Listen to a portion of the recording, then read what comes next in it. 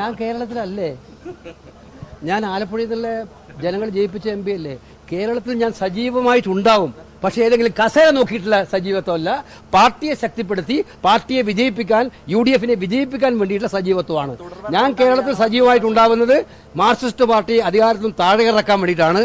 വീണ്ടും പറയുന്നു, ഏതെങ്കിലും കസേര നോക്കിയിട്ടല്ല ഞാൻ സജീവമാകുന്നത്. തീർച്ചയായിട്ടും ഇത് PM ശ്രീ ഒറ്റക്കല്ല.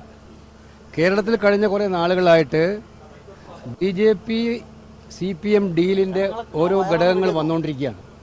അതിലൊന്നാണ് ഈ PM ശ്രീ പദ്ധതി എന്ന് കണ്ടാൽ മതി.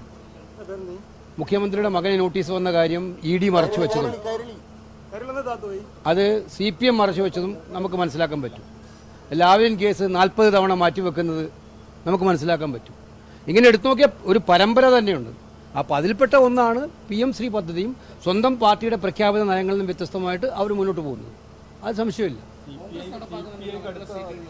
കോൺഗ്രസ് നടപ്പിലാക്കുന്നു എന്ന് പറഞ്ഞ് തെറ്റായ ധാരണയാണ്. കർണാടകത്തിൽ 2021 നടപ്പാക്കുക. അന്നേരം കോൺഗ്രസ് ഗവൺമെൻറ് അല്ല, BJP ഗവൺമെൻറ്റുള്ള കാലത്താണ്. തെലങ്കാനയിലും BJP ഗവൺമെൻറ്. പക്ഷേ ഞങ്ങൾ വളരെ കൃത്യമാണ്, ദേശീയ വിദ്യാഭ്യാസ നയവുമായി ബന്ധപ്പെട്ട് നമ്മുടെ സിലബസിലും അതുപോലെ കരിക്കുലത്തിലും സംഘപരിവാർ അജണ്ട വെച്ച് നിർത്തുന്ന ഒരു നടപടിയെയും കോൺഗ്രസ് ഗവൺമെൻറ്റുമായിട്ട് സഹകരിച്ച് മുന്നോട്ട് പോയി, കോൺഗ്രസ് ഗവൺമെൻറ് സഹകരിച്ച് മുന്നോട്ട് പോയില്ല എന്ന് വ്യക്തമാണ്. നടപ്പിലാക്കിയത് BJP ഗവൺമെൻറ് തന്നെയാണ്. പിന്നെ അല്ല, ഞാനതുകൊണ്ടാണ് പറയുന്നത്, കോടികൾ നമ്മുടെ അടിസ്ഥാനപരം മഹാത്മാഗാന്ധിയുടെ വധം